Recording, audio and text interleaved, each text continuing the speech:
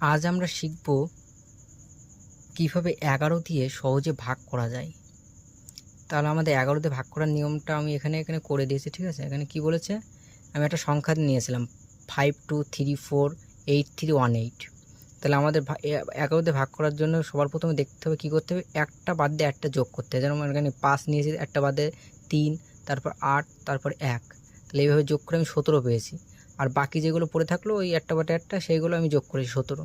তাহলে এই দুটোর আমার কী করতে হবে, বিয়োগ করতে হবে। বিয়োগ করে আমার দেখতে হবে কী হয়েছে, এখানে 0 আসবে কিংবা 11 গুণিতক আসতে হবে, কি 0 কিংবা 11, যেমন 11 দুগুণে 22, 33 এইগুলো আসলেও সেগুলো 11 দিয়ে ভাগ যাবে। পরে আর একটা সংখ্যা নিয়েছি, এটাই যেমন কী হয়েছে, এটাই এইগুলো যোগ করে এসে 14, আর বাকি যেগুলো একটা বাদ দিয়ে পড়েছিল 3, 0, 0, এটা এসে 3। তাহলে এটা বিয়োগ করে আমার 11 পেয়েছি।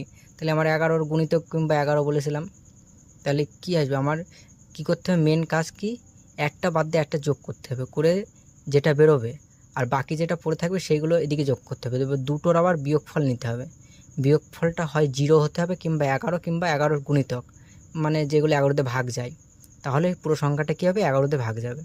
তাহলে বোঝা গেল কী করতে হবে, আমাদের সবার প্রথম সংখ্যাটা দেখতে হবে, তারপরে একটা বাদ দিয়ে একটা সংখ্যা নিতে হবে, নিয়ে তাদের যোগ করে আর বাকি যেগুলো পড়ে থাকবে সেগুলো যোগ করতে হবে। এবারে এদের বিয়োগফলটা 0 হলেও 11 দিয়ে ভাগ যাবে, 11 আসলেও 11 দিয়ে ভাগ যাবে, কিংবা 11 কোনো গুণিতক আসলেও সেটা 11 দিয়ে ভাগ যাবে।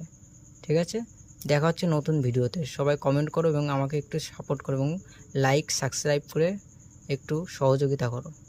দেখা হচ্ছে আবার পরের ভিডিওতে।